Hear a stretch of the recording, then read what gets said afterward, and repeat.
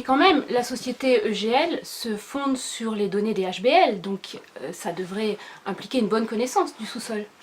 En fait, ils connaissent le sous-sol grâce... enfin, ils connaissent en partie le sous-sol. D'après eux, il y a eu 600 puits des HBL, ils ont fait des études sismiques, voilà. En fait, ils connaissent simplement les différentes couches du sous-sol, quoi. Par contre, pour chaque puits, ils sont obligés de refaire un puits stratigraphique pour vérifier en fait l'épaisseur des couches de charbon. Vérifier aussi la qualité du charbon et le gaz qui est dans le charbon. Et malgré toute cette connaissance-là, ça fait 10 ans qu'ils sont là, ils ont fait 4 forages.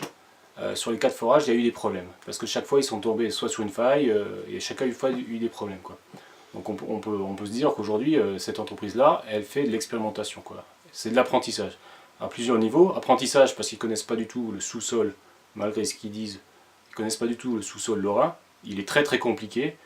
D'ailleurs, c'est un de leurs arguments, c'est de dire que le sous-sol lorrain, de Moselle-Est, est très faillé. Mais justement, il est tellement faillé que ça pose des problèmes aujourd'hui.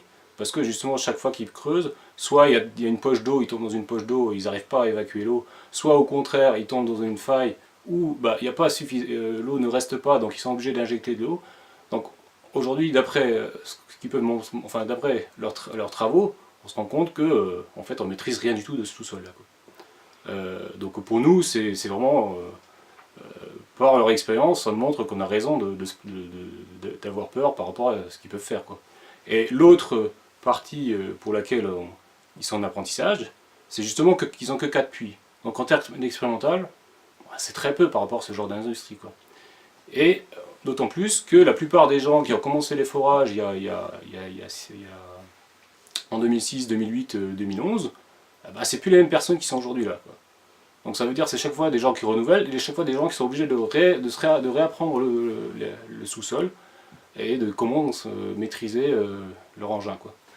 Donc ça, pour nous, c'est voilà, apprentissage plus apprentissage. D'ailleurs, ça a été confirmé par un texte de Géoressources, livre vert du gaz de houille, par des scientifiques, quoi. Voilà. Donc pour nous, c'est très très... enfin, on a l'impression que c'est une entreprise qui maîtrise pas son sujet, quoi.